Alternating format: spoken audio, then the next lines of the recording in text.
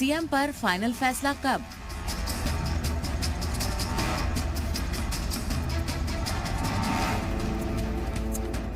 Chhattisgarh Rajasthan Sunday किसके नाम?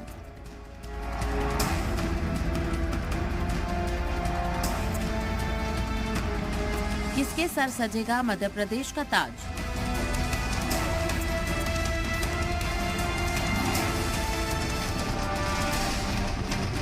इन 3 रियासतों में इंतखाबी नतीजों को आए 6 दिन हो गए हैं, लेकिन सीएम का चेहरा अभी तक किसी ने नहीं देखा है। हालांकि पार्टी के अंदर हलचल बढ़ गई है।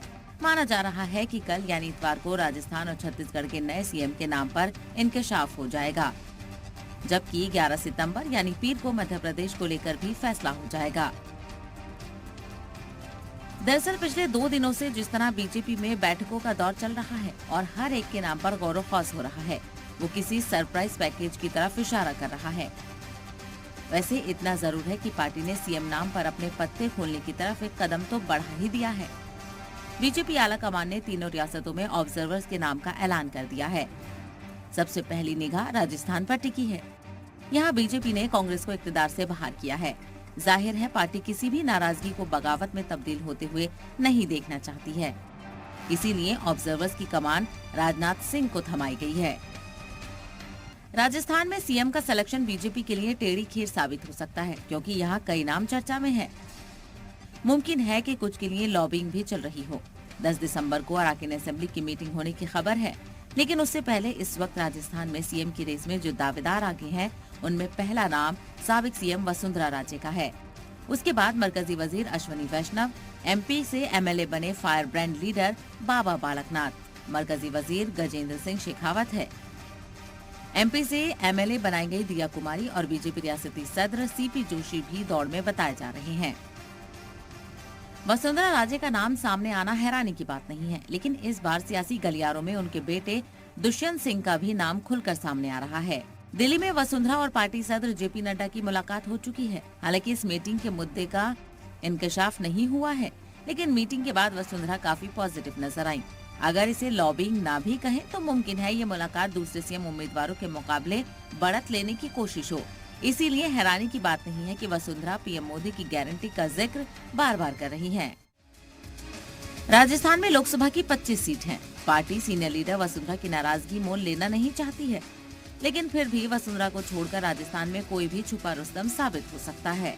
सीएम फेस को लेकर बहुत बातें कही, वो पार्लियामेंट्री बोर्ड को तय करना है, उसके होने के बाद सारा होगा। 3 दिसंबर के नतीजे के एक हफ्ते के बाद 10 दिसंबर को छत्तीसगढ़ में भी किसी की किस्मत चमकने की उम्मीद है। राजस्थान के बाद छत्तीसगढ़ वो दूसरी रियासत है जहां बीजेपी ने कांग्रेस के हाथ से इक्तदार को खींच लिया है। सीएम नाम तय करने के लिए रियासत में आला कमान ने मरकजी वजीर और झारखंड के साबिक सीएम अर्जुन मुंडा के साथ एक और मरकजी वजीर और असम के साबिक सीएम सर्बानंद सोनोवाल और national general secretary Dushyant Gautam को बतौर ऑब्जर्वर तकर्रुर किया है। छत्तीसगढ़ में बीजेपी ने तमाम पेशन गोई को नकारते हुए कड़ी मशक्कत से जीत हासिल की है। छत्तीसगढ़ में सीएम के नाम के इंकशाफ में देरी एक वजह है, और वो है तजुर्बा और मुस्तकबिल के लीडर के बीच में से किसी एक का सिलेक्शन करना। मुस्तकबिल का वो लीडर जो आदिवासी या पसमानदा तबके से आता हो। लेकिन इस वक्त छत्तीसगढ़ में सीएम की दौड़ में मरकजी वजीर रेणुका सिंह सबसे आगे मानी जा रही हैं। एमपी रहते एमएलए का इलेक्शन जीतने वाली रेणुका मरकजी वजीर ममलकत भी है। अरुण साव दूसरा नाम है जिन पर बीजेपी दांव खेल सकती है। अरुण भी एमपी से एमएलए बने हैं। इस रेस में साबिक सीएम रमन सिंह के नाम से कोई इनकार तो नहीं कर सकता, लेकिन सवाल उठ रहा है कि कहीं वो पीछे तो नहीं रह गए हैं या फिर उन्होंने आलाकमान का मोड़ समझ लिया है। 3 पर्यवेक्षक नियुक्त किए हैं, अर्जुन मुंडा जी, सोनोवाल जी और तीसरा गौतम जी, संगठन के महामंत्री। मुझे लगता है कि ये तीनों पर्यवेक्षक आएंगे और सभी चुने हुए विधायकों से राय मशविरा लेके और उनकी राय के आधार पे केंद्र से सहमति लेकर दल के नेता का चयन की प्रक्रिया को समाप्त करेंगे। मध्य प्रदेश में भी सीएम वाला पेंच फंसा हुआ है। जराये बता रहे हैं कि 11 दिसंबर को नए अराकान असेंबली की मीटिंग हो सकती है और इसके लिए 3 ऑब्जर्वर्स तय कर दिए गए हैं। हरियाणा के सीएम मनोहर लाल खट्टर, बीजेपी के ओबीसी विंग के सदर के लक्ष्मण और कौमी सेक्रेटरी आशा लाकड़ा। बीजेपी ने मध्य प्रदेश में दिग्गज एमपी को इक्तदार मुखालिफ लहर की काट के लिए इंतखाबी जंग में उतारा था। लेकिन 163 सीट जीतने के बाद दरअसल यहां सीएम का मामला पेचीदा होता दिख रहा है, क्योंकि सीएम की रेस से खुद को अलग करने के बावजूद शिवराज सिंह चौहान का नाम दावेदारों की लिस्ट से हटा नहीं है।